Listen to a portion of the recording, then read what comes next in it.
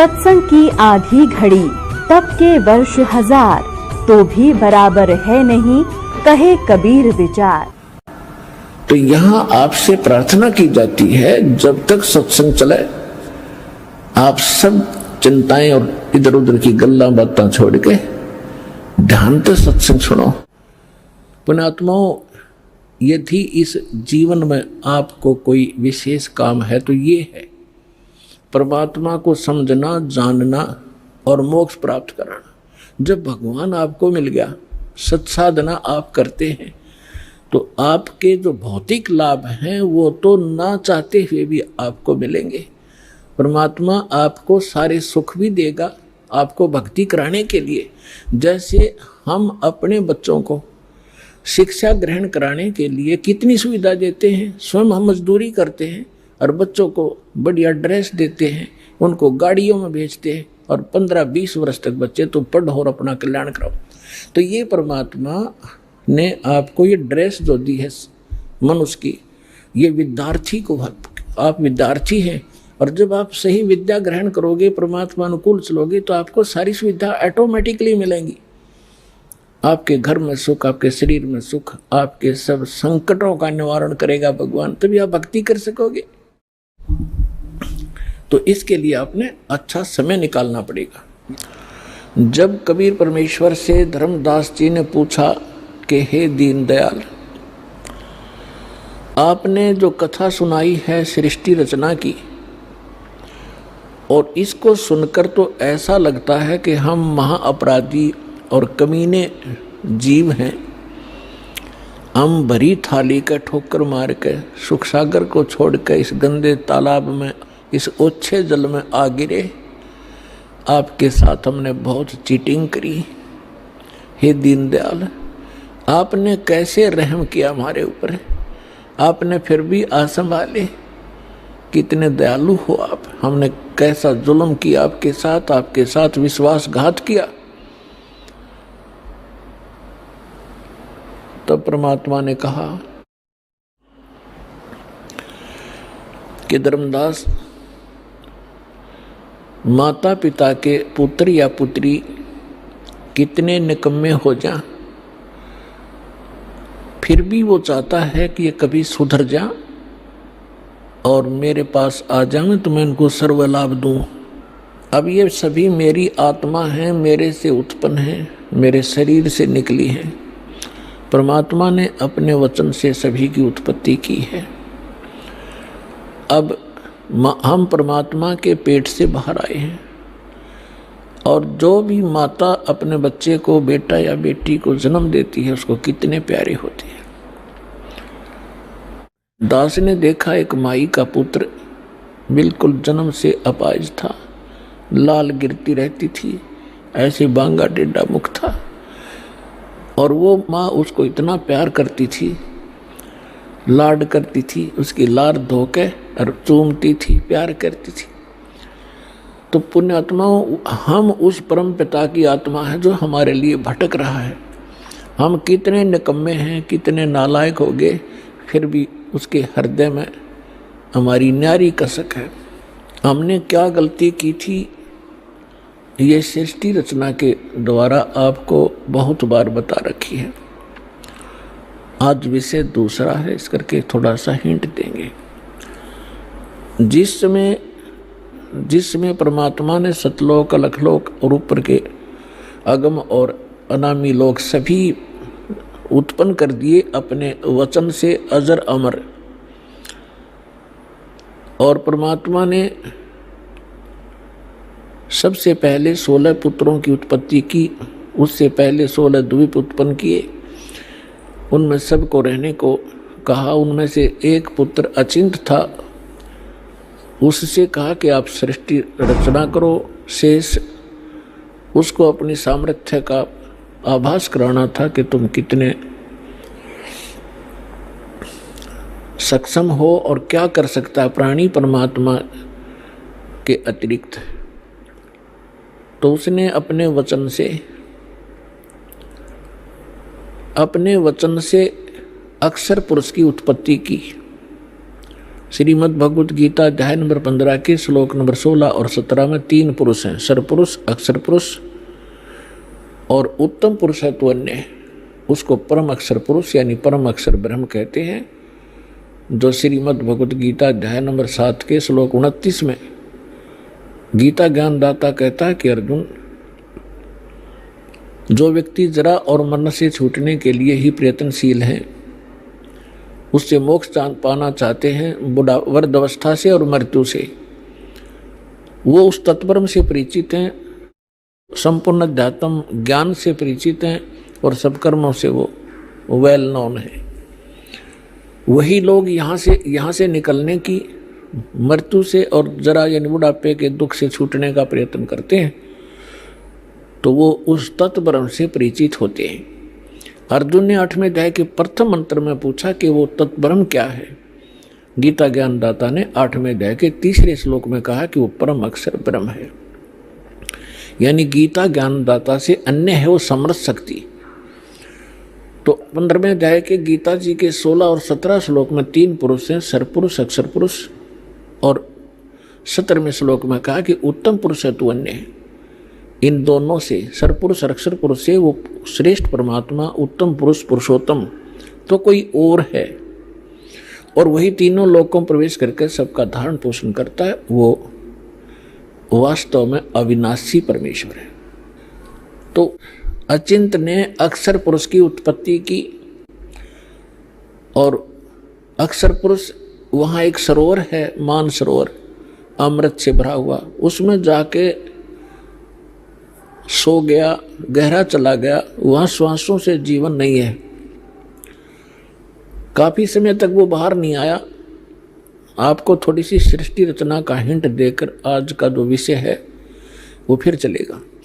अचिंत ने देखा अक्षर पुरुष सरोवर के अंदर गहरी निद्रा में सो रहा है, और अक्षर पुरुष के बिना अचिंत सृष्टि नहीं कर सकता। तब उसने अर्ज की कि अक्षर पुरुष निद्रा में है, प्रभु मैं कुछ नहीं कर पा रहा हूँ। तब परमात्मा ने कहा कि बेटा तुम कर भी नहीं सकते, ये तुम्हारे को थोड़ा सा एक झटका दिया है, कहीं तुम बीच में टांग अड़ा लेते। परमात्मा ने ये सिद्ध कर दिया कि समर्थ का काम समर्थ ही कर सकता है, और दूसरा कोशिश करेगा तो वो मार ही खाएगा। तब परमेश्वर ने उसी सरोवर से थोड़ा सा जल अपनी आचमन में लिया, अपनी शब्द से उसको अंडा बना दिया। अंडे में अपने वचन से अपने ही अंदर से एक आत्मा उसमें प्रवेश कर दी। उस अंडे को बहुत बड़ा आकार का अंडा बना दिया, उसको उसमें छोड़ दिया। सरोवर में गड़गड़ गड़गड़ करता हुआ वो नीचे गया। तो उसकी गड़गड़ाहट सुनकर अक्षर पुरुष की निद्रा खुल गई। और किसी को कच्ची निद्रा से जगा दिया जाए तो उसमें थोड़ा सा क्रोध होता है। उसने क्रोधवश उसको देखा कि किसने मेरी निद्रा भंग कर दी, तो वो कोप उस अंडे पर टकराया, उससे अंडा फूट गया। उसमें से ये सरपुरुष निकला, सरपुरुष।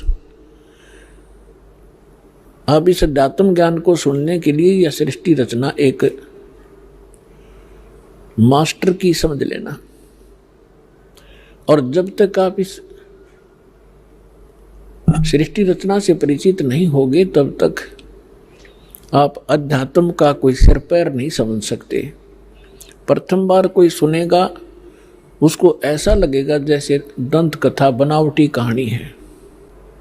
वो अंडा फट जाने से उसमें से सरपुरुष निकला, ज्योति निरंजन, जिसको काल भी कहा जाता है, जो 21 ब्रह्मांड का स्वामी है। तब परमेश्वर ने कहा कि तुम दोनों बाहर आओ। वो दोनों बाहर आ गए। उनसे कहा कि जाइए आप अचिंत के द्वीप में रहो। एक स्थान तीनों को दे दिया, अचिंत, सरपुरुष और अक्षर पुरुष। उसके पश्चात परमेश्वर ने स्वयं शेष रचनाएं की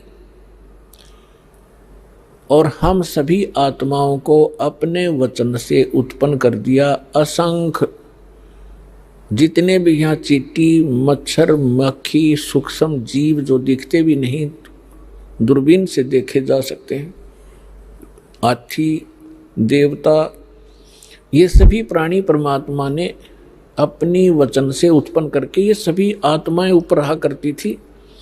हम सभी की वहाँ सृष्टि थी, परिवार था, और बहुत सुंदर महल, बड़े बड़े बगीचे, प्रत्येक के महल के आसपास बहुत सुंदर आगे पार्क हैं, फल फ्रूट वहाँ पर लदपद रहते हैं, मेवा लदपद रहती है, सदाबहार वृक्ष हैं, सदाबहार बाग बगीचे हैं। तब परमात्मा ने हम सबको उत्पन्न किया, हम अलग अलग रहने लगे और हमारा वहाँ पर एक परिवार बन गया। जैसे आपका यहाँ परिवार बन गया, ऐसे वहाँ भी आपका ऐसे सुंदर परिवार था। प्यार से रहते थे, कोई तकलीफ नहीं, किसी वस्तु का अभाव नहीं, कोई काम नहीं। तो फिर कुछ समय के उपरांत, काफी समय बीत गया था, तो इस ज्योत निरंजन सरपुरुष के मन में एक खुरापात उत्पन्न हुआ। इसने सोचा हम तीन तो एक स्थान पर, एक ही प्लाट में रह रहे हैं, द्वीप में, और शेष मेरे भाई अब अलग अलग द्वीपों में रह रहे हैं, तो मैं अलग से द्वीप प्राप्त करूंगा। इसने अलग से स्थान प्राप्ति के लिए तप शुरू किया, एक पैर पे खड़ा होकर। एक पैर पे खड़ा होकर के इसने तप किया, कभी उस पैर को रख ले, कभी उसको, और हम फिर इसके जाल में कैसे फंसे। हम इस ज्योत स्वरूपी निरंजन को देखने लगे और इसके इस ड्रामे को, इस एक्टिंग को, इस तपस्या को हम देखकर प्रभावित हो गए और ये सोचने लगे बड़ा कमाल कर दिया इसने, एक पैर पर खड़ा है, ओहो कितने युग बीत गए, कितना समय बीत गया। तो ये आज हमारे अंदर भी एक ऐसी प्रेरणा, ये धारणा या कमजोरी आज भी विद्यमान है। जैसे कोई एक्टर, कोई हीरो या हीरोइन, अभिनेता अभिनेत्री,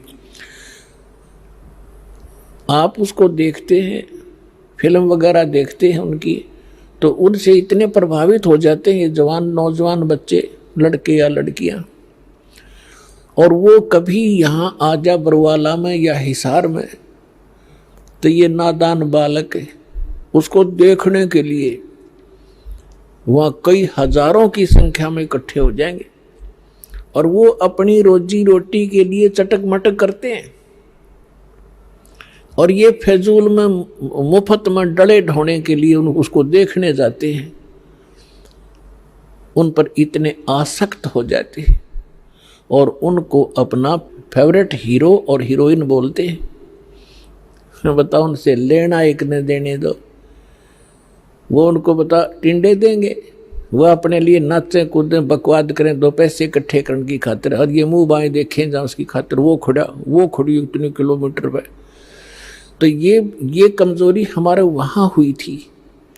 हमें सारी सुविधा वहाँ प्राप्त थी, हमारा समर्थ भगवान हमारे को सब सुविधाएं दे रहा था, और उस सुविधाओं को भूलकर, परमात्मा के एहसान को भूलकर हम इस नीच को देखने लगे, इस काल को।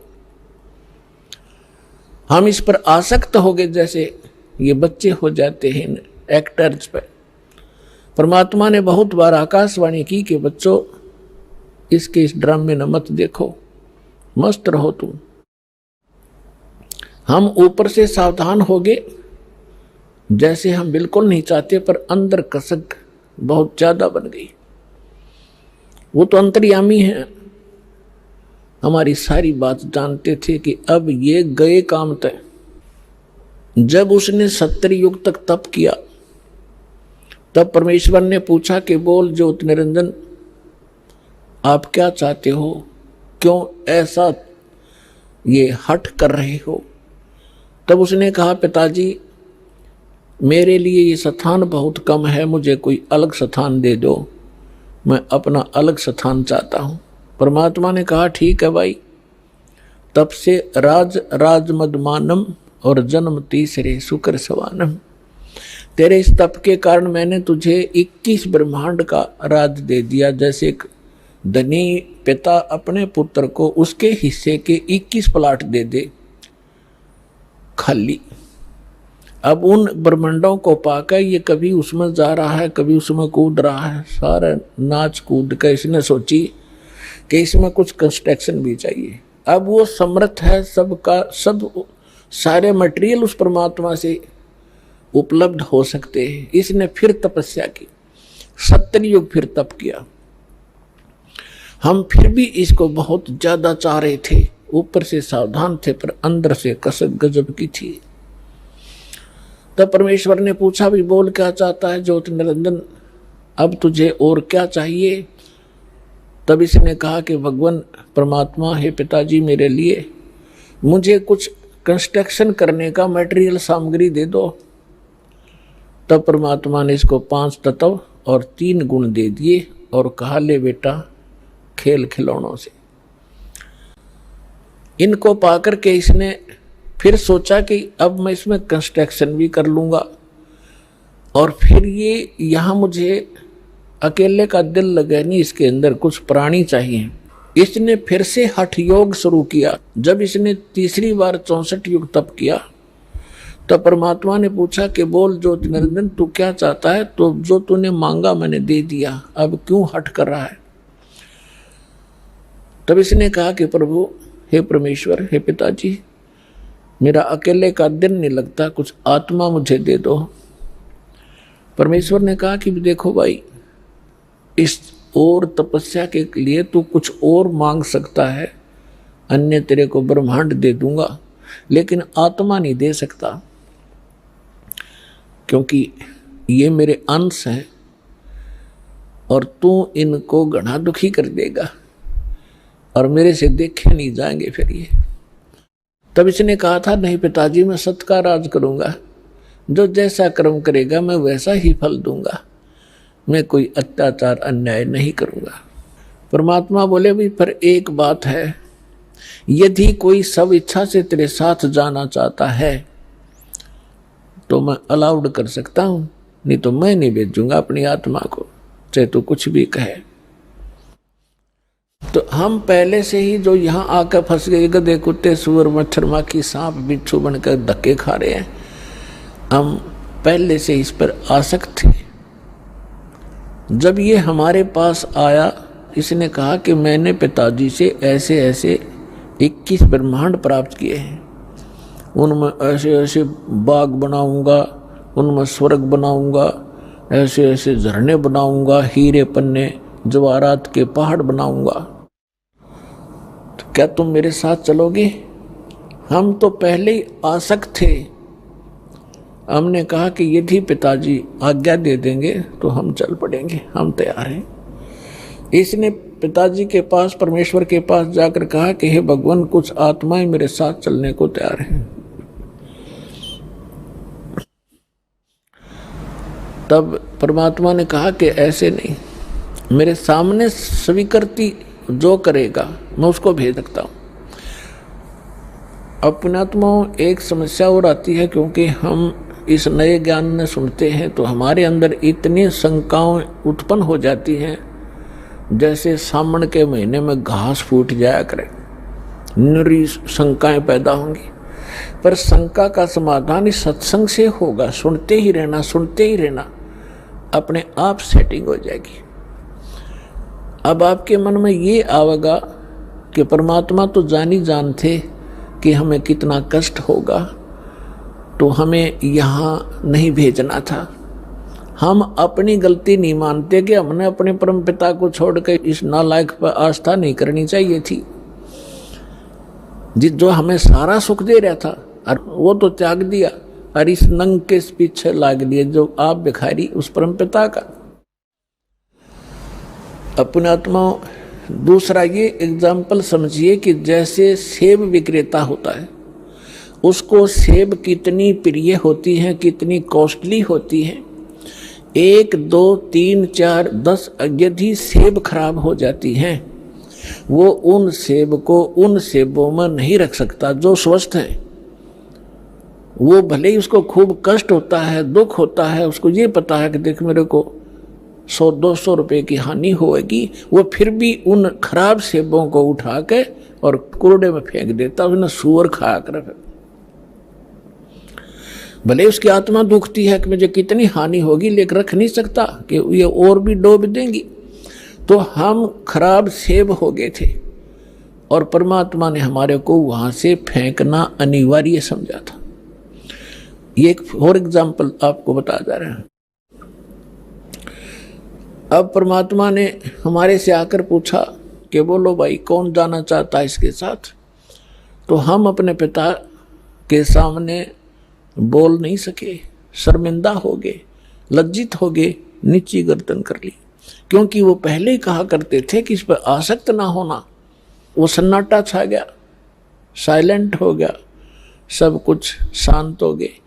तब परमेश्वर ने कहा कि क्यों भाई ज्योति निरंजन, ये तो कोई नहीं बोल रहा, तू कह रहा था मेरे साथ जाना चाहते हैं। उसी समय एक आत्मा खड़ा हुआ और उसने खड़ा होकर के कहा कि पिताजी मैं इसके साथ जाना चाहता हूं। अब बाकी हमने सोचा कि यू एक लायक वहां सारी लूट लेगा और हम रह गए पाछे। तो हम भी फिर खड़े हो गए, दोनों हाथ ऊपर ने कर लिए।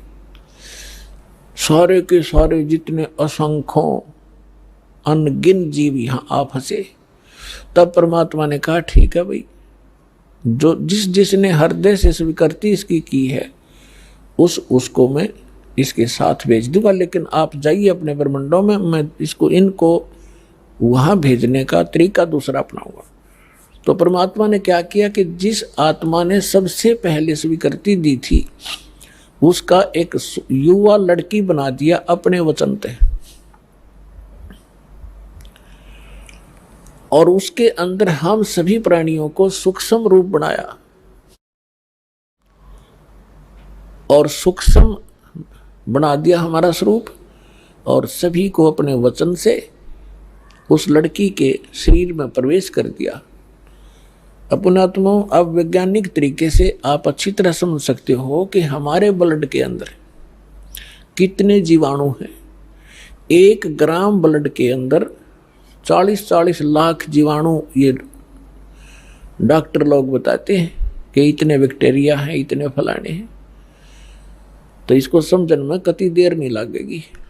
तो इसी प्रकार परमात्मा ने उस लड़की के शरीर में हम सभी को सूक्ष्म बनाकर प्रवेश कर दिया। अब वो लड़की कौन है? ये अष्टंगी है, दुर्गा है, और हम सभी उसमें प्रवेश कर दिए। अपने पुत्र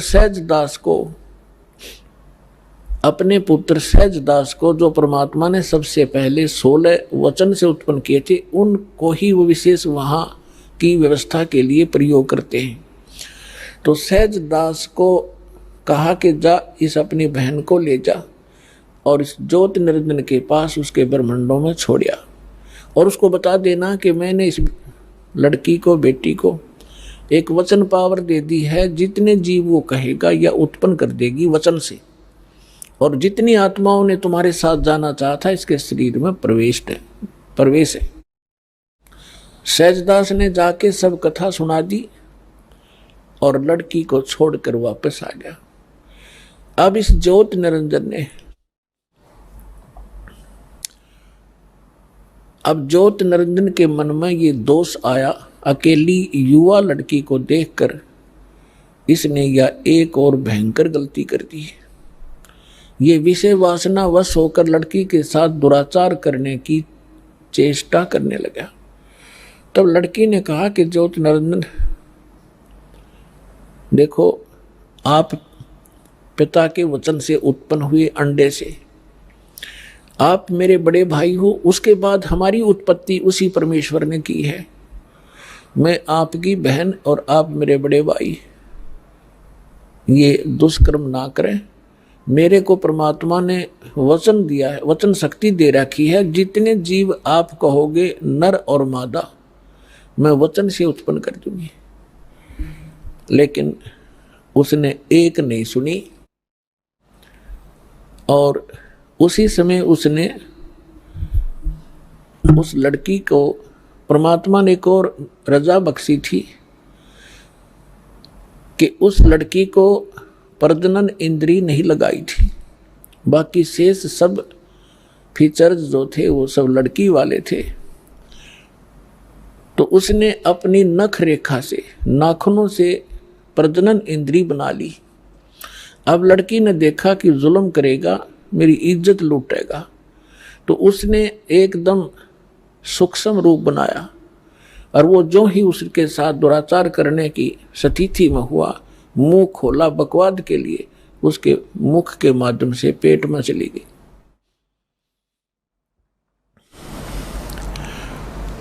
और वहां जाकर के उसने पुकार किया कि हे पिताजी मेरी रक्षा करो, मेरे साथ इसने ऐसा दुर्व्यवहार किया। परमात्मा को पता था कि तुमने यही टिंडे देगा यूं, उनको पहले ही मालूम था। हो गया शुरू ड्रामा इसका। तब अपने पुत्र जोगजीत का रूप बना के, जो प्रथम 16 उत्पन्न हुए थे, उन्हीं के रूप में परमात्मा यहाँ आते हैं और उसके लोक में भी जोगजीत रूप बनाकर गए थे। और वहाँ प्रकट होकर के कहा कि ज्योति निरंजन सुन दे अब वचन परमात्मा का, तूने एक महान दोष कर दिया इस सच्चे लोक में, और ऐसे सच्चे लोक में ऐसे जुल्म करने वाले को ये दंड लगता है, ये दोष लगता है, अपराध लगता है, उसको एक रोग लगता है। आज से तेरा नाम काल होगा। लड़की को तूने बदतमीजी से दुखी किया और तेरे पेट में ये चलेगी, तूने इसको निगल लिया और 1 लाख मानव शरीरधारी प्राणी तू डेली खाया करेगा और 1.25 लाख उत्पन्न किया करेगा। उसके पेट को चाक किया परमात्मा ने अपने नाखून से, लड़की को बाहर निकाल दिया और कहा कि आज से तुम यहां नहीं रहोगे, इन 21 ब्रह्मांड को लेकर तुम दोनों यहां से चले जाओ मेरी आंखों के सामने से। अब ज्योति निरंजन ने बहुत फिर बाद में अपनी गलती का आभास भी हुआ और कहा भाई मुझे माफ कर दे, पिता से मुझे क्षमा करवा दे। वो अपना भाई समझ रहे थे, जोगजीत समझ रहे थे वो स्वयं परमात्मा। तब परमेश्वर ने कहा कि बस और फालतू बात मत करे और यहां से अति शीघ्र निकल जा। इतना ही कहा था, उसके 21 ब्रह्मांड विमान की तरह खिसक चले पड़े बहुत ही गति से, और सतलोक से 16 शंख कोश की दूरी पर आकर परमात्मा के विधान अनुसार ये यहाँ चक्कर लगाने लगे। 16 शंख कोश की दूरी पर सतलोक से ये हम यहाँ बैठे हैं। नील पद्म शंख, जैसे हम गिनते हैं ना 1000, 10,000, लाख, करोड़, 10 करोड़, अरब, 10 अरब, खरब, 10 खरब नील, 10 नील पद्म, 10 पद्म, फिर शंख। तो ऐसे 16 शंख कोश, एक कोश के अंदर लगभग 1.5 मील होता है और 1 मील में लगभग 1.5 किलोमीटर होता है, यानी लगभग 3-3.25 किलोमीटर एक कोश में होते हैं। तो 48 शंख किलोमीटर की दूरी पर हम सतलोक से यहाँ आ गए, ये काल और ये दुर्गा। अब यहाँ करके इसने फिर वह बकवाद शुरू करी। लड़की ने फिर कहा कि ज्योति निरंजन देख, जुल्म ना करे, पहले तो मैं तेरी बहन, तू मेरा बड़ा भाई, फिर मैं तेरे पेट से बाहर आई, तेरी बेटी होगी, और ये दोनों नाते पवित्र होते हैं, तो जुल्म ना करे। पर इसने एक नहीं सुनी और दुर्गा के साथ पति पत्नी व्यवहार किया और 3 पुत्र उत्पन्न किए। 3 पुत्र अष्टंगी जाए, ब्रह्मा विष्णु शिव नाम धराए। अपन आत्माओं यहाँ थोड़ा सा हिंट देंगे, क्योंकि आज का विषय एक बहुत ही अपने स्तर का होगा। क्योंकि एक तो ये सिद्ध करना अनिवार्य है कि हम जिसकी शरण ग्रहण किए हुए हैं वास्तव में यो परमात्मा है कि नहीं। तो ये परमात्मा अपने द्वारा रची हुई सृष्टि को स्वयं ही ठीक ठीक बताता है,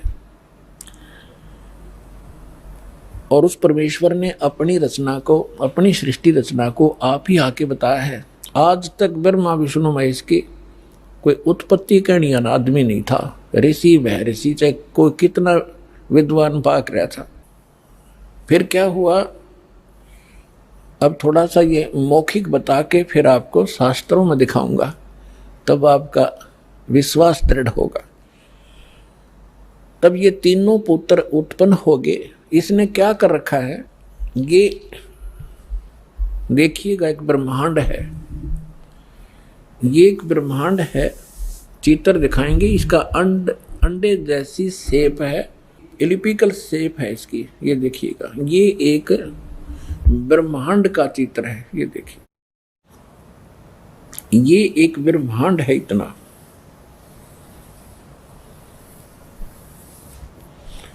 और इसमें क्या क्या स्थिति है देखिएगा।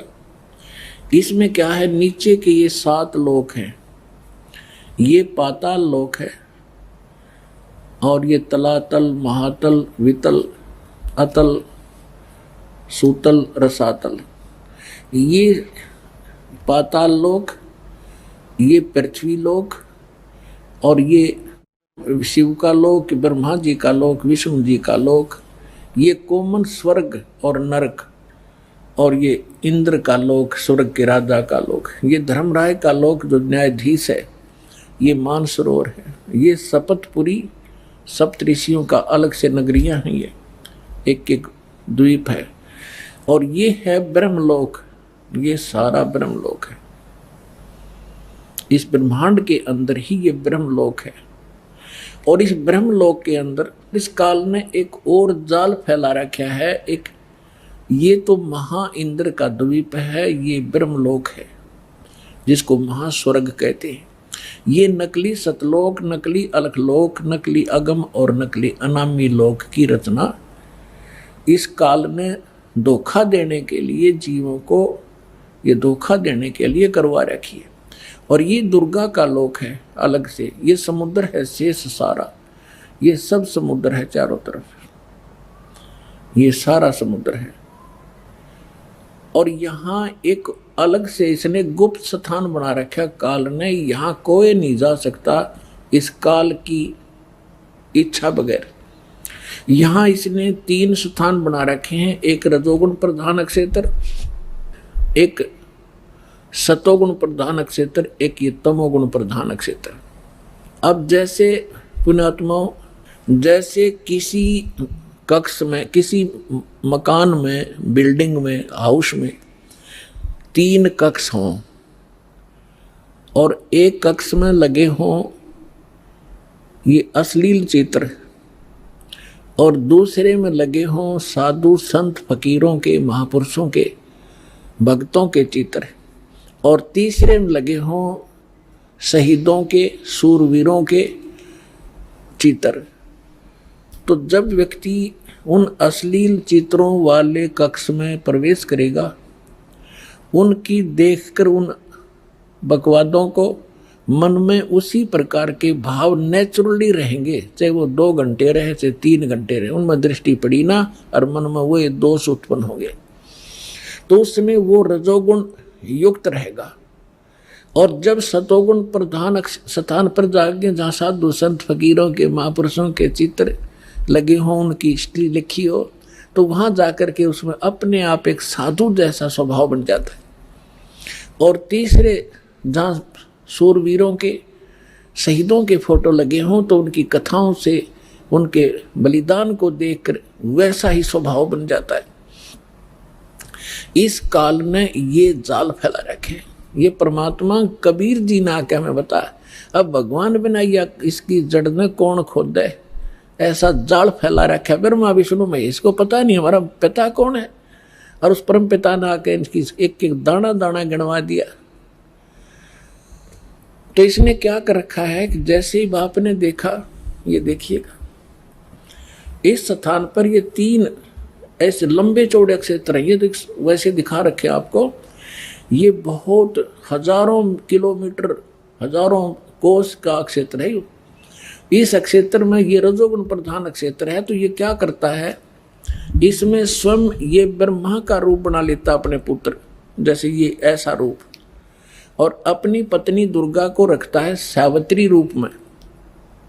इन दोनों के योग से, पति पत्नी व्यवहार से जो पुत्र उत्पन्न होता है वो ऐसी शकल का और इसी विचारों का बन जाता है। ये तब तक इसी में रहते हैं जब तक इसका जन्म ना हो ले, और फिर उसको वहीं परवरिश के लिए रख देते हैं, कोमा में रखते हैं। जब तक ये युवा नहीं हो जाते तो ये कोमा में रखते हैं और वैसे उनकी परवरिश जारी रखते हैं। उसके बाद फिर ये यहाँ आ जाते हैं सतोगुण प्रधान क्षेत्र में। यहाँ ये विष्णु रूप बना लेता है और अपनी पत्नी दुर्गा को ये लक्ष्मी रूप बना लेता है। इन दोनों के संयोग से जो पुत्र उत्पन्न होता है वो सतोगुण युक्त हो जाता है और इस जैसी ही शकल का बन जाता है। और यहाँ देखिएगा, और जब ये तमोगुण प्रधान क्षेत्र में जाता है तो वहाँ ये ऐसी वेशभूषा बना लेता है और दुर्गा को ये ऐसे पार्वती जैसी शकल बनाकर वहाँ रखता है। इन दोनों के संयोग से जो पुत्र उत्पन्न होता है वो इस जैसी शकल का बन जाता है। फिर इन तीनों को ये कोमा में रख देता है और जब ये जवान हो जाते हैं, युवा हो जाते हैं, इन तीनों को इकट्ठा कर देता है।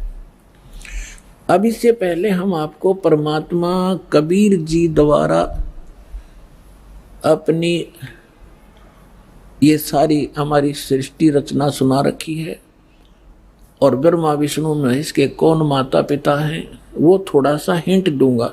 उसके बाद फिर आपको दिखाएंगे इन हमारे सदग्रंथों में जिनको हम शिरोधार्य मानते थे और सत्य ज्ञान युक्त पुराण, वेद, गीता, इनमें आपको रूबरू करेगा ये दास। तो परमात्मा को हम अशिक्षित मानते थे और ये कहा करते ये क्या जाने धाड़क दुल्हा, इसने संस्कृत आती नहीं, क्या जाने वेदों और गीता और पुराणों के गूढ़ रहस्यों का। अरे भगवान तो चिट्ठी से लेकर हाथी तक की भाषा जानता है, वो सब प्राणियों की भाषा जानता है। अब ये सिद्ध भी कर देगा दास आपको कि उस परमात्मा ने कैसे रजा बख्शी। अपनात्माओं, दास जो वचन बोल लेगा ये सोच लेना 100% सच समझ लियो। अब ये जो इंस्ट्रूमेंट प्रोजेक्टर बनवाए हैं परमात्मा की देन है आप पुण्यात्माओं के लिए। पहले ये लोग अपनी अपनी कथा सुनाया करते थे, सदग्रंथों का नाम लिया करते थे, कोरी बकवाद सुनाया करते थे, शास्त्र विरुद्ध ज्ञान देते थे और हम इसलिए संतुष्ट रहते थे कि ये सभी विद्वान हैं, सदग्रंथों से परिचित हैं और इन्होंने ठीक ठीक सदग्रंथों को समझा होगा। आज पता चलेगा ये किसे विद्वान थे, ये खाकी कक भी पता नहीं था इनको। और उस परम पिता को जिसको धाड़क दुल्हा एक मजदूर और शूद्र कह के रिजेक्ट कर रखा था लाल को, उन्होंने 600 वर्ष पहले वो ज्ञान सुना रखा है जो वेदों और गीता पुराणों के अंदर विद्वान है। तो इससे पहले परमात्मा ने जो 600 वर्ष पहले ज्ञान धर्मदास जी को दिया था वो रूबरू करता हूँ। ये देखिएगा कबीर सागर, ये वो सूक्ष्म वेद है। ये देखिएगा यहाँ पर, ये यहाँ से छपा है। मुद्रक एवं प्रकाशक हैं खेमरा श्री कृष्ण दास, अध्यक्ष श्री वेंकटेश्वर प्रेस, खेमरा श्री कृष्ण दास मार्ग, मुंबई। ये यहाँ से, और यहाँ देखिएगा ये प्रथम खंड कबीरपंथी भारत पथिक स्वामी युगलानंद बिहारी द्वारा प्रस्कृत। मुद्रक एवं प्रकाशक वही खेमरा श्री कृष्ण दास, ये सारे वही। ये है ज्ञान बोध और बोध सागर।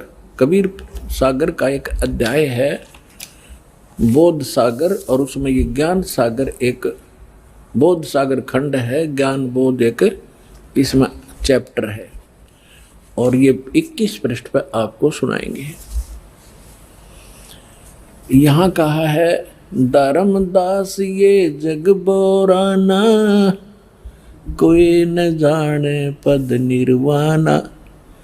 परमात्मा धर्मदास जी से कह रहे थे कि धर्मदास, इस मोक्ष मार्ग को से कोई परिचित नहीं है, और ना ब्रह्मा विष्णु महेश की सतिथि से परिचित हैं। ये सारा विश्व भ्रमित है, ये सब यथार्थ ज्ञान से परिचित नहीं है, इसलिए मैं तेरे को ये कथा सुनाई है। देखिएगा, धर्मदास ये जग बोराना, कोई न जाने पद निर्वाण। निर्वाण माने मोक्ष मार्ग, पद माने मार्ग। यही कारण में कथा पसारा, जग से कहिए वो राम नियारा। ये गलती से मिसप्रिंट है। यही ज्ञान जग जीव सुनावो, सब जीवों का भरम नसावो। अब मैं तुमसे कहूँ चताई, तेरे देवन की उत्पत्ति बाई। होय होय, इन तीनों देवताओं का उत्पत्ति बताता हूँ तेरे को, जिनको तुम अजर अमर माना करते थे। इनके कोई माता पिता नहीं, ये सर्वेश्वर हैं, ये अजर अमर हैं। अब तुम्हें दिखाता सुनाता हूं इन तीनों देवताओं की उत्पत्ति। अब मैं तुमसे कहूँ चिताई, त्रिदेवन की उत्पत्ति भाई। कुछ संक्षेप कहूँ गहुराई, सब संशय तुमरे मिट जाई। भरम गए जग वेद पुराना, आदि राम का वेद न जाना। राम राम सब जगत बखाने, आदि राम कोई बिरला जाने। आदि राम माने सनातन परमात्मा, यह इन्होंने नाम लिखा है, ये मिसप्रिंट है। तो राम राम सभी कहते हैं, लेकिन उस आदि राम को, उस सनातन परमात्मा को कोई नहीं जानता। देखिएगा, अब मैं जो कथा सुनाने जा रहा हूं, ज्ञानी सुने जो सो हृदय लगाई, मूर्ख सुने तो गम ना पाई। विद्वान पुरुष सब प्रमाणों को देखेंगे, तुरंत स्वीकार कर लेंगे, और जो मूर्ख होंगे या कोई जानबूझ के ईर्षावश नहीं स्वीकार करेंगे, तो उनकी बात यहाँ नहीं है। जो बुद्धिमान होंगे इस ज्ञान को तुरंत हृदय से लगाएंगे। अको हो सारे प्रमाण है। और परमात्मा कहते हैं, जानबूझ साची तजय, और करे झूठ तैने, और ताकि संगत है प्रभु सपने में भी ना दे। ऐसा दुष्ट सामने प्रमाण देख के और फिर नखरे करता है। तो जानबूझ साची तजय और करे झूठ तैने, तो ताकि संगत है प्रभु कहते सपने भी में ना दे। ऐसा दुष्ट कभी कहते कभी ना मिलाइयो इसे व्यक्ति ने। सामने प्रमाण है और फिर नहीं मान रहा है। तो यहाँ परमात्मा कहते हैं, ज्ञानी सुने सो हृदय लगाई, मूर्ख सुने तो गम ना पाई। अब क्या बताने जा रहे हैं? माँ अष्टंगी पिता निरंजन, माँ अष्टंगी पिता निरंजन, ये जम दारुण वंशन अंजन। पहले कीन निरंजन राई, पीछे से माया उपजाई। कहते हैं पहले उस ज्योति निरंजन की उत्पत्ति की थी अंडे से, और पीछे से दुर्गा बनाई थी, उत्पत्ति की थी। पहले कीन निरंजन राई, पीछे से माया उपजाई। माया रूप देख अति शोभा, देव निरंजन तन मन लोभा। दुर्गा के उस स्वरूप के ऊपर आसक्त होकर इस काल ने यह गलती की। कामदेव धर्मराय सताए, देवी को तुरंत धर खाए। इसके अंदर विषय वासना प्रबल हुई। धर्मराय इस काल को भी कहते हैं। इसने कहा था मैं सत्य का राज करूंगा, मैं धर्म का राज करूंगा, तो तब इसको धर्मराय कहा करते थे। और जब इसने लड़की के साथ जुल्म किया, इसको काल कहा गया। अब क्या कह रहे हैं? माया रूप देख अति शोभा, देव निरंजन तन मन लोभा। काम देव धर्मराय सताए, हे देवी को तुरंत दर खाए। पेट से देवी करी पुकारी, हे साहेब मोहे करो उबारी। टेर सुनी सतगुरता आए, अष्टंगी के बंद छड़वाए।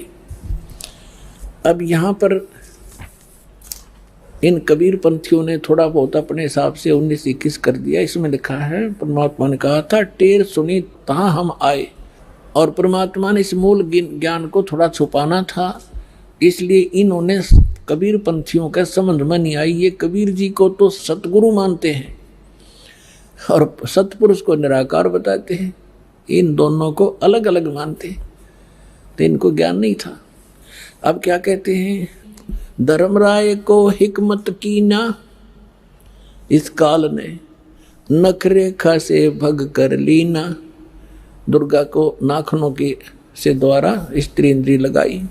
धर्मराय करे भोग विलासा, माया को रही तब आशा।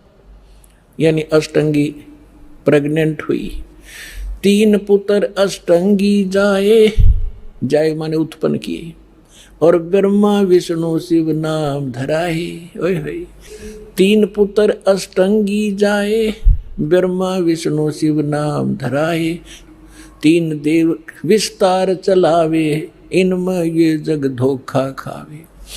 पुरुष गम कैसे कोई पावे, काल निरंजन जग भरमावे। पुरुष माने परमात्मा, सतपुरुष की गम माने उसकी जानकारी कैसे कोई पावे, ये काल सबको भ्रमित रखता है अज्ञान के द्वारा। पुरुष गम कैसे कोई पावे, काल निरंजन जग भरमावे। 3 लोक अपने सुत दीना, सुन निरंजन वासा लीना। 3 लोक अपने पुत्रों को देके सुन में ये स्वयं वास करता है। अलख निरंजन सुन ठिकाना, ब्रह्मा विष्णु शिव भेद न जाना। 3 देव सो उसको धावे, निरंजन का वे पार न पावे। अलख निरंजन बड़ा बटपारा, 3 लोक जीव करे आहारा।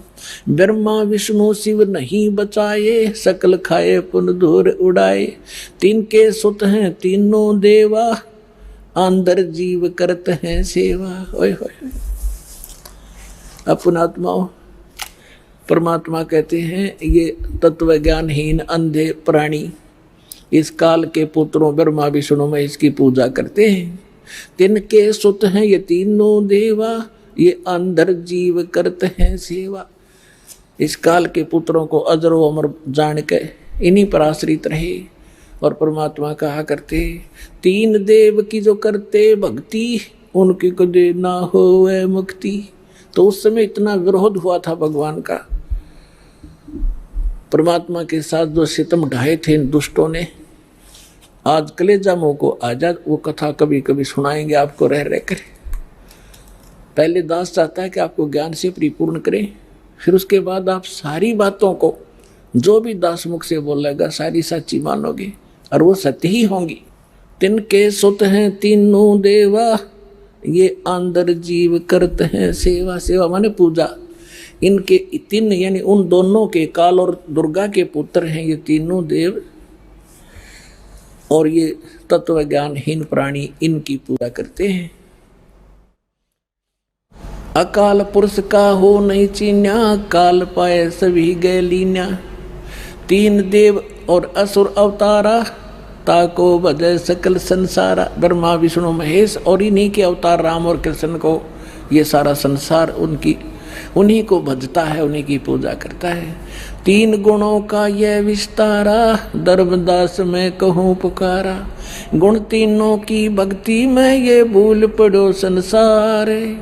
कहे कबीर निज नाम बिन कैसे उतर पारे। अपने आत्माओं परमात्मा ने एक वचन इसमें बोला है, गुण तीनों की भक्ति में ये भूल पड़ो संसारी। कहे कबीर निज नाम बिन कैसे उतरो पार। ये 3 गुण क्या है? ये तीन गुण कौन है? रजगुण ब्रह्मा, सतगुण विष्णु, तमगुण शिव जी। और इसको परमात्मा को कबीर साहब को अशिक्षित कहा करते, शूद्र कहा करते। ये धानक ये दुलाहा क्या जाने सदग्रंथों के गूढ़ रहस्यों को। और परमात्मा ने वो अमृत वचन बोल रखे हैं, इतने गूढ़ शब्द बोल रखे हैं, ये नकली नहीं समझ सके उस परमात्मा के गूढ़ रहस्यों को। और परमात्मा सारे गूढ़ रहस्यों से परिचित थे। ये देखिएगा मार्कंडेय पुराण, इन्हीं और गीता प्रेस गोरखपुर तो ऐसा है समझ लो जो ऑथेंटिक रिकॉर्ड हिंदू धर्म के लिए। ये मार्कंडेय पुराण सचित्र मोटा टाइप केवल हिंदी, गीता प्रेस गोरखपुर से प्रकाशित है। इसके 123 पृष्ठ पर ले चलते हैं आपको। 122 तो यहाँ पर है संक्षिप्त मार्कंडेय पुराण, यहाँ से शुरू होता है। मार्कंडेय जी कह रहे हैं, मार्कंडेय जी बोले मुने, हम यहाँ आ जाते हैं इसके कति सामने। रजोगुण प्रधान, रजोगुण प्रधान ब्रह्मा और तमोगुण प्रधान रुद्र और सत्व प्रधान विश्वपालक विष्णु हैं। यही तीन देवता हैं और यही तीन गुण हैं। और थोड़ा सा पक्का कर दूं, ये देखिएगा, ये है श्रीमद् देवी भागवत हिंदी टीका सहित भाग 1। इसमें संस्कृत भी साथ है और ये सबसे बड़ा काम इसमें ये है, संस्कृत भी साथ है और हिंदी अनुवाद भी है। अत श्री देवी भागवतम सभाष्टिकम समाटम, खेमरा श्री कृष्णदास प्रकाशन, मुंबई। ये इसका 3रा स्कंद है। ये है अथ श्री मद देवी भागवते भाषा टीका युक्ते 3 स्कंध है प्रारंभते। 3रा स्कंद शुरू होता है। ये 11 पृष्ठ है और ये 5वां अध्याय है। इसका 8वां श्लोक है। भगवान शंकर अपनी माता दुर्गा से कह रहे, हे माता, यदि हमारे ऊपर सदा आप दया युक्त हो तो हमको यानी मुझे तमोगुण किस प्रकार प्रदान किया है और ब्रह्मा रजोगुण और हरि सतोगुण युक्त किए हैं, हमें क्यों युक्त किए हैं। अब यहां संस्कृत भी देखेंगे। यदि दया धर्मना, ये 7वां समाप्त हुआ, 8वां प्रारंभ होता है। यदि दया धर्मना न सदा अंबिके कथम अहम विहित है। ओह, मैं क्यों बना दिया तमोगुण, मुझे तमोगुण क्यों बना दिया। और कमल से उत्पन्न होने वाले ब्रह्मा को रजोगुण संभव क्यों उत्पन्न कर दिया। और सुविता क्यों किमु सतोगुणो हरि, और विष्णु जी को आपने सतोगुण क्यों बना दिया। इति सिद्धम रजगुण ब्रह्मा, सतगुण विष्णु, तमगुण शिव जी है। अभी तो आपको परमेश्वर कबीर साहब की वाणी से प्रमाणित किया और फिर परमेश्वर ने अपने से परिचित कराया था आदरणीय गरीबदास साहिब जी को। तो उस परमेश्वर की प्यारी आत्मा गरीबदास जी ने परमात्मा से प्राप्त ज्ञान को किस प्रकार सुनाया, देखिए। ब्रह्मा विष्णु महेश्वर माया और धर्मराया कहिए, इन पांचों मिल पर पंच बनाया, वाणी हमरी लहिए। अब गरीबदास जी कहते हैं कि ब्रह्मा विष्णु, जैसे गीता अध्याय नंबर 14 के और श्लोक नंबर 3 से लेकर 5 में स्पष्ट किया है। 5 में विशेषकर कहा है कि अर्जुन, इस माया से उत्पन्न तीनों गुण, दुर्गा से उत्पन्न रजगुण ब्रह्मा, सतगुण विष्णु, तमगुण शिव जी, ये जीव को यहाँ कर्मों के बंधन में बांधे रखते हैं। ये इनको फंसाने के मूल कारण है। ये देखिएगा, अब आपको श्रीमद् भगवत गीता से प्रमाणित करते हैं ब्रह्मा विष्णु महेश की उत्पत्ति। ये श्रीमद् भगवत गीता और गीता प्रेस गोरखपुर से प्रकाशित है। जयदयाल गोविंद का इसके अनुवादक हैं। ये अध्याय नंबर 14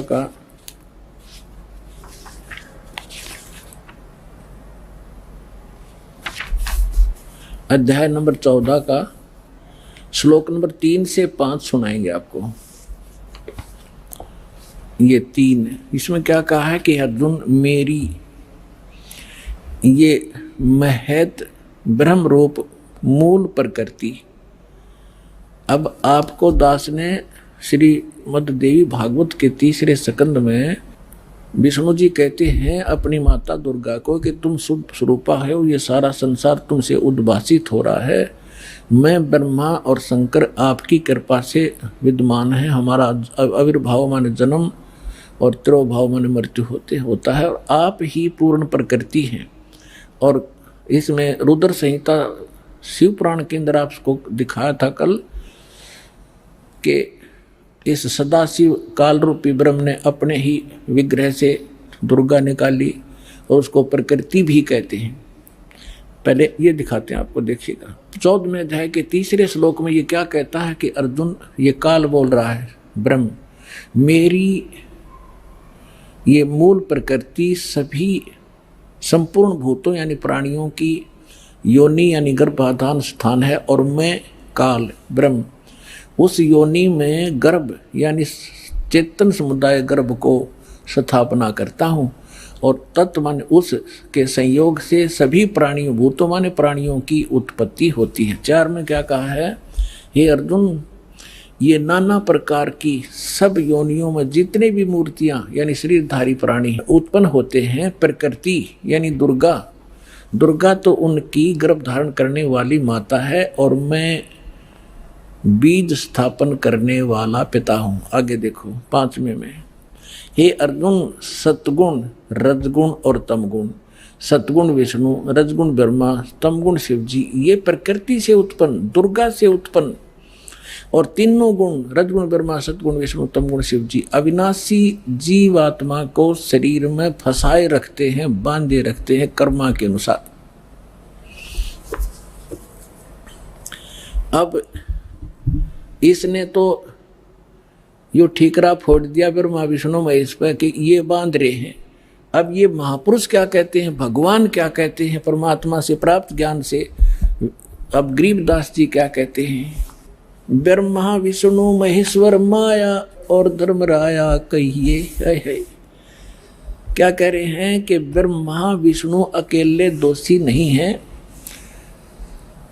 ये धर्मराय माने काल और या दुर्गा ये इन पांचों ने तुम्हें फंसा रखा है अकेले। इसने ब्रह्मा विष्णु महेश दोषी बना दिए। अब क्या बताते हैं, ब्रह्मा विष्णु महेश्वर माया और धर्मराया कहिए इन पांचों मिल पर पंच बनाया वाणी हमारी लहिए। हम जो कह रहे हैं इसको घनी गौर से सुनना और इस पर बहुत गौर करना। इन पांचों ने मिलकर ये परपंच बना रखा है, आपको यहाँ फंसा रखा है। ये है खोखापुर की बाजी बिष्ट बखुंट दगासी साजी, ये कृत्रिम जीव भुलाने बाई निज घर की तो खबर न पाई। अपने निज घर का तो ये पता भी नहीं लगने देता, ऐसा जालिम है ये काल। 1.25 लाख उपजे नित हंसा और 1 लाख विन से नित अंसा। 1.25 लाख उत्पन्न करता है और 1 लाख को रोज खाता है। उत्पत्ति खपती अप्रलय फेरी हर्ष शोक जोरा जम जेरी। अब क्या बताते हैं परमात्मा, माया आदि निरंजन भाई अपने जाए आप खाई।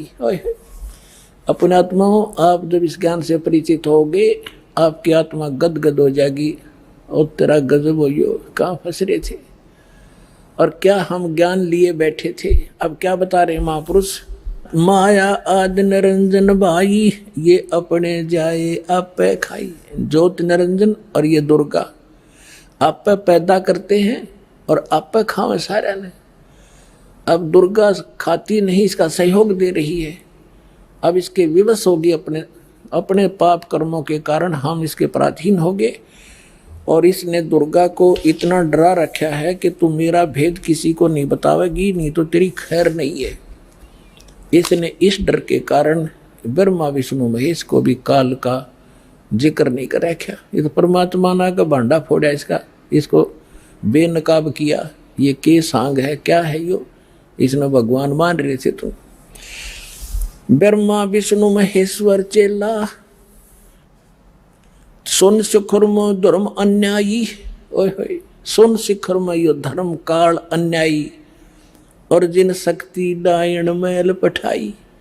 काल ने कहा था कि दुर्गा मेरा भेद किसी को मत देना, मैं आज से प्रतिज्ञा करता हूं कि मैं अपने वास्तविक रूप में किसी के समक्ष नहीं आऊंगा, और तू मेरा भेद नहीं देना और सारे ब्रह्मांड का तू संचालन करना। तब इसने कहा था कि एक तरफ तो मैं औरत इतने बड़े विभाग को कैसे संभालूंगी, आप क्यों ऐसा जुल्म कर रहे हो, आप मेरे साथ भी नहीं रह रहे हो। तब इसने कहा था कि मैं काम तो सारे मैं करूंगा, तुझे निमत निमत बनाऊंगा, गुप्त रूप से मैं सब काम करूंगा, तू चिंता मत करना। तो क्या कहते हैं, सोन शिखर में धर्म अन्यायी, ये काल अन्यायी, जिन शक्ति डायण मैल पठाई। अब दुर्गा को कहते हैं इसने भी इसका सहयोग दे दिया, विवश होकर के इसको ये नीचे भेजती। लाख गरा से नित उठ दूती, ये माया आद तकत की कूती। 1.25 लाख घड़िए नित भांडे, अंसा उत्पत्ति पर ले डांडे। 1.25 लाख तो पैदा करते हैं डेली, और 1 लाख को मार देते हैं। कहते हैं ये हंसा, ये सब जीवात्मा, प्यारी आत्मा भगवान की जन्म और मरण के इस दंड से दंडित कर रखे।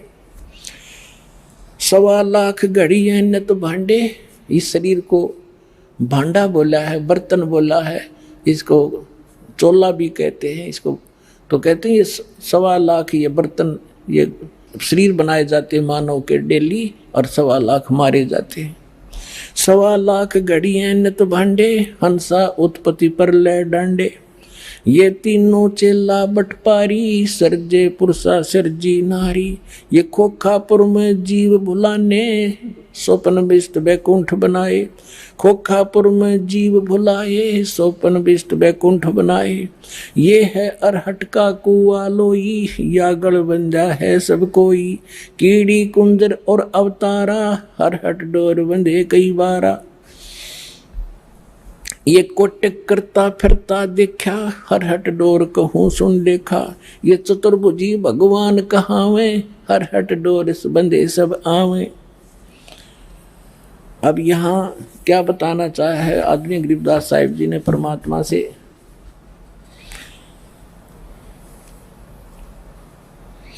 ब्रह्मा विष्णु महेश्वर माया और धर्मराया कहिए। इन 500 मिल पर पंच बनाया, वाणी हमरी लइए। इन 500 मिल जीव अटकाए, हम युगन युगन आण छुटाए। गरीबदास साहिब कहते हैं, भगवान कबीर साहब बता रहे हैं कि इन 500 ने मिलकर जीवों को फंसा रखा है, और हमने युगों युगों में आकर और इन जीवों को छुटाया और सतलोक ले गए। बंदी छोड़ हमारा नामम, अदर अमर है अस्थिर ठामन। पीर पैगंबर कुतुब ओलिया, सुर नर मुनि जन ज्ञानी। ओए होए, पीर पैगंबर कुतुब ओलिया, सुर नर मुनि जन ज्ञानी। एत्या को तोरा ना पाया, जम के बंदे प्राणी। पुण्यात्माओं, जब दास ने परमात्मा की एक वाणी पढ़ी थी कि सुर नर मुनि जन 33 करोड़ी, ये बंदे सभी काल की डोरी। तो दास को भी विश्वास नहीं हुआ था कि ये इतने देवता ब्रह्मा विष्णु महेश ऋषि मुनि, क्या इनको भी रास्ता नहीं मिला। क्या कह रहे हैं गरीबदास जी, पीर पैगंबर और कुतुब ओलिया और सुरनर मुनिजन ज्ञानी, ये विद्वान पुरुष महर्षि, इनको वो मार्ग नहीं मिला। ये काल का बंधे प्राणी, ये काल के ही जाल में रहे।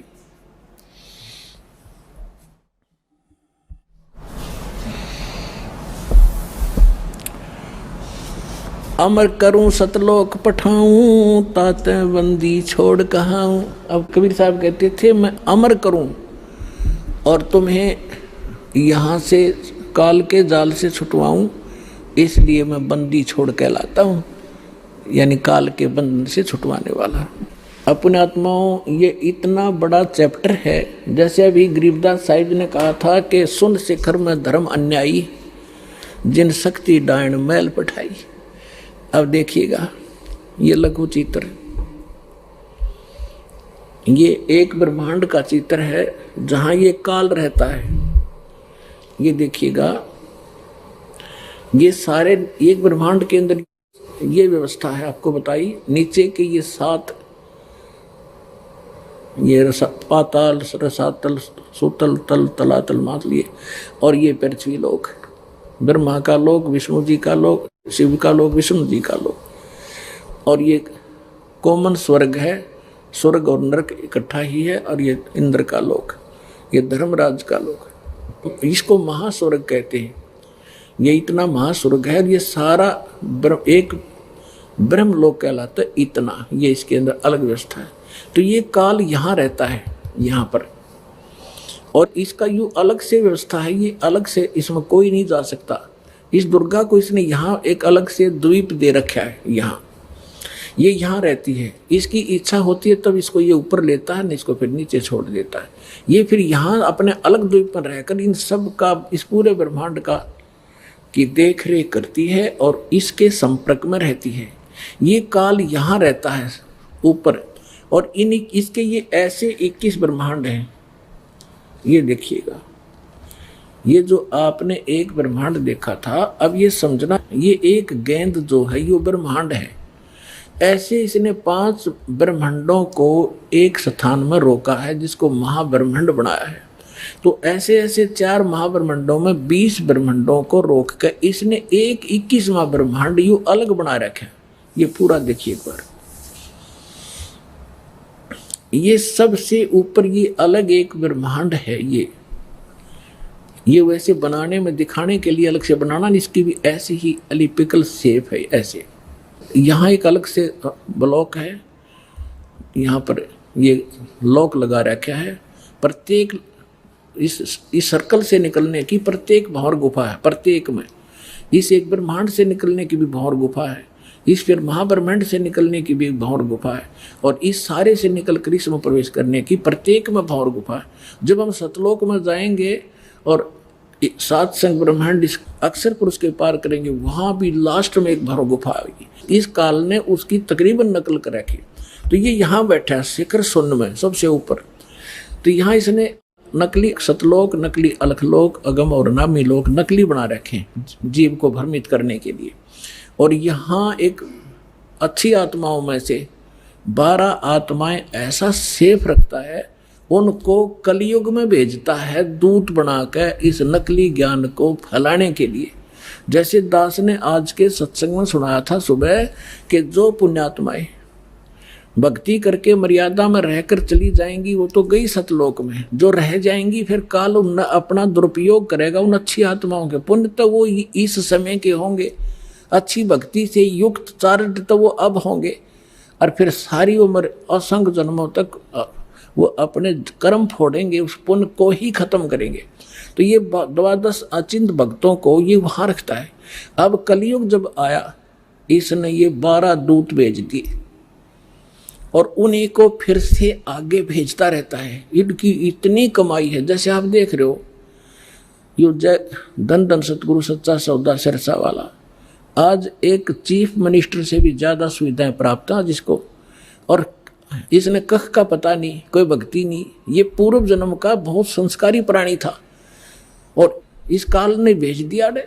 अब ये सारी उम्र खोटे खोदेगा, कति भक्ति नहीं इसके पास, और फिर भी इसके ठाठ रहेंगे, और लास्ट में इसको ऐसी बुरी मौत मारेगा, ऐसी दुर्गति होगी ऐसे व्यक्तियों की, आगे चल के ना जाने कौन सी योनि में डाल देगा।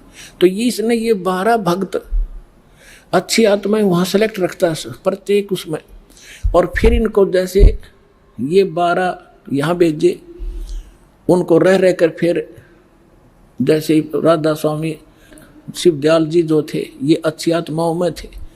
उसके बाद फिर ये बाबा जयमल सिंह जैसे, सावन सिंह जैसे, फिर ये बलोचिस्तानी शाह मस्ताना जैसे, और ये अब सच्चा सौदा सिरसा वाले जैसे, ये सारी पुण्यात्माएं थी। इनके पूर्व जन्म के पुण्य संग्रहित हैं, और ये सारी उम्र कति भक्ति तो है नहीं इनके पास, करेंगे खा खिए, और फिर भी ये सुखी दिखाई देंगे, और सारी इनके वचन में भी थोड़ी बहुत पावर होगी, लोग इससे प्रभावित भी रहेंगे फंसाए रखने के लिए। यहाँ देखना ये फिर इसने 12 अचिंत भक्तों का निवास स्थान ये अलग बना रखे, और ये यहाँ रहता है। यहाँ एक तपतशिला है। इस तपतशिला पे 1 लाख मानव शरीरधारी प्राणियों के सूक्ष्म शरीरों को भूनता है, और यहाँ इसका निज स्थान है। ये सुराख है आगे उस अक्षर पुरुष के लोक में जाने का। ये देखिएगा, ये यहाँ। अब ये वो 21 ब्रह्मांड हैं ये वाले, बस इतने। और इससे निकलकर इसमें से ये 7 संग ब्रह्मांड है। ये सरपुरुष के 21, ये 7 संग ब्रह्मांड हैं अक्षर पुरुष के, परब्रह्म जिसे कहते हैं, ये वाले इतना बड़ा। तो इसमें यहाँ ये 21वां ब्रह्मांड इसका, इसमें से आगे जाने का रास्ता है जो सतलोक को जाता है। अब ये बड़े वाला लेंगे हम। अब ये 21वां ब्रह्मांड है, ये देख पूरे ब्रह्मांड देखो 21। तो अब ये यहाँ बैठा है, इस यहाँ एक रास्ता है, ये 11वां द्वार है, ये 11वां द्वार, और इस 11वें द्वार को इसने स्वयं रोक रखा। यहाँ बैठा है ये, कोई भी प्राणी यहाँ से नहीं जा सकता। यहाँ से वही जा सकता है जिसको कबीर परमेश्वर लेकर जाएंगे, और परमात्मा के वहाँ जाते ही उस द्वार को स्वयं रोके बैठा है। जब यहाँ से हम जाएंगे भक्ति इस भगवान के मंत्र के आधार से, तो इसका सिर झुक जाता है ऐसे अपने आप, और इसके सिर पे पैर रख के, और तब हम इस अक्षर पुरुष के लोक में प्रवेश करते हैं। यहाँ काल ने ये वो 11वां द्वार है। अब यहाँ लेंगे हम पूरे ब्रह्मांड। ये 21 ब्रह्मांड काल के हैं, ब्रह्म के, और ये है 11वां द्वार। इसमें प्रवेश किए। ये अक्षर पुरुष के 7 शंख ब्रह्मांड हैं, ये छोटे छोटे 7 शंख ब्रह्मांड, और ये है वो 12वां द्वार। ये है 12वां द्वार। इससे प्रवेश पार करके तब हम यहाँ सतलोक में परमात्मा के चरणों में पहुंचेंगे। और ये असंख्य ब्रह्मांड है, ये परमात्मा के असंख्य।